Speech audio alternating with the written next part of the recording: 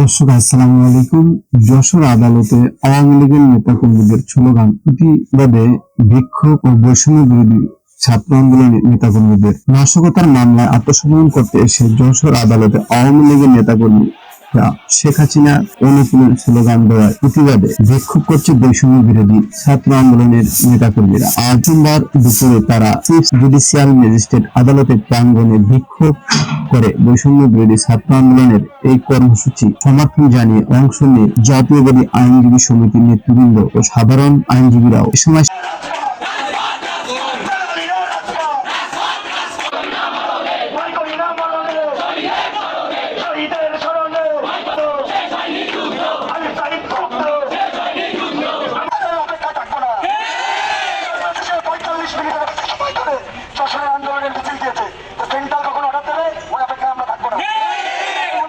আমাদের আপনারা জানেন গতকাল 167 জন আওয়ামী লীগের নেতাকর্মীরা এই আদালত প্রাঙ্গণে এসে দলীয় স্লোগান সহ বিভিন্নভাবে একটা ভীতিকর পরিস্থিতি তৈরি করার চেষ্টা করেছে এবং এটা তাদের অতীতের অভ্যাস। অতীতের তারা একটা তাদের পেশি শক্তির বলে দলীয়করণ করে পুরো বিচার ব্যবস্থাটাকেই তারা দলীয়করণ করে ফেলেছিল, যার কারণে বাংলাদেশে একজন চিফ জাস্টিসকে দেশ ছাড়া করেছিল এবং ব্যারিস্টার তাপস সে সদর্ভ গর্বের সাথে বলে যে চিফ জাস্টিসকে আমরা দেশ থেকে বিতাড়িত করেছি।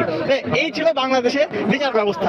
সেই বিচার শিক্ষার্থীরা অ্যাকশন অ্যাকশন ডাইরেক্ট অ্যাকশন, হই হই রই রই শেখ হাসিনা গেলি কই, জালো জালো আগুন জালো, তুমি এখন দিল্লিতে তোমার আমার জান দিতে, স্বৈরাচারের বিরুদ্ধে ডাইরেক্ট অ্যাকশন, রক্তের বন্যা ভেসে যাবে অন্যায়, আওয়ামী লীগের দালালেরা হুঁশিয়ার সাবধান, লড়াই লড়াই করে বাঁচতে চাই। পূর্ববর্তী স্লোগান দেন বিক্ষোভ সমাবেশে নেতৃবৃন্দ বলেন, আওয়ামী লীগের দেশের অস্থিতিশীল করার চেষ্টা করছে তারা। পুরা কর্মসূচির মাধ্যমে তারা দেশের নিয়ে ষড়যন্ত্র করছে। কোন পরাজিত শক্তি যেন ছাত্র জনতার অভ্যুত্থানের প্রশ্নবিদ্ধ করতে না পারে, সেজন্য সবাইকে সজাগ থাকার আহ্বান।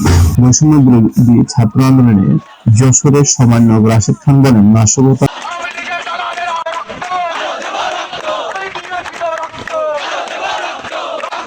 আমি নজরে আনতে চাই, এই যে ফ্যাসিস্ট হাসিনার আমলে আমাদের কিন্তু বিচার কার্যক্রম স্থিতিশীল অবস্থায় ছিল না।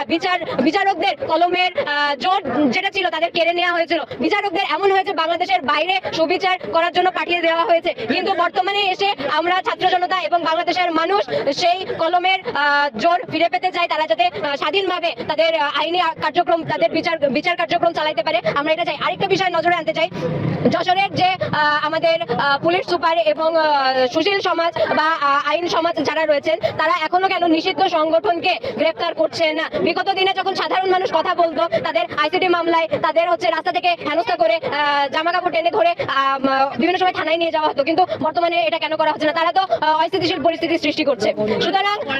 সুতরাং আমাদের দাবি হচ্ছে একটাই, আমরা চাই যশোরের মাটিতে বাংলাদেশের মাটিতে ফ্যাসিস্ট হাসিনার সহ তাদের পুরো দলের বিচার করতে হবে এবং তাদের আইনের আওতায় নিয়ে আসতে হবে। ধন্যবাদ সবাইকে। মামলায় যশোরের আওয়ামী লীগের 167 নেতাকর্মী আদালতে আত্মসমর্পণ করছে। তারা জামিনের যোগ্য, তাদের বিচারক জামিন দিয়েছে। এই নিয়ে তারা আদালত চত্বরে বিশৃঙ্খলা করছে তাদের আইনের আওতায় আনতে হবে। বিগত সময়ে বিচারক বিভাগের প্রশ্নবিদ্ধ হয়েছিলেন ফ্যাসিবাদী আওয়ামী লীগ সরকারে তাদের ফ্যাসিস্টদের কারণে প্রধান বিচারপতি দেশ ছাড়তে হয়েছিল।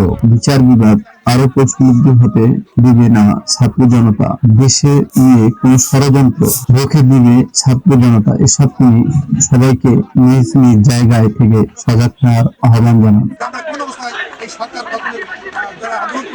আমি প্রযুক্তা তাদের বিরুদ্ধে আইনগত ব্যবস্থা নেওয়ার জন্য সরকারের বলেছি বা সঙ্গে কথা বলেছি, ইতিমধ্যে পদক্ষেপ নিয়েছি এবং ইতিমধ্যে এখনকে তৈরিকেও গ্রেপ্তার করেছে পুলিশ এবং আইনের আদালতে সমর্থন করেছে। আমরা চাই সরকার সাথে ছিলাম, আছি এবং থাকবো, ছেলে মেয়েদের সাথে ছিলাম, আছি এবং থাকবো। বৈষম্য বিরোধী ছাত্র আন্দোলন সব ছাত্র জনতা যে ভূমিকা রেখেছে প্রশংসনীয়, আমরা তাদের সাথে একত্রতা ঘোষণা করে সরকারের যাতে কোনো রকম কোনো অবস্থাতে কোথাও কোনো না করে আইনজীবী হিসাবে আমরা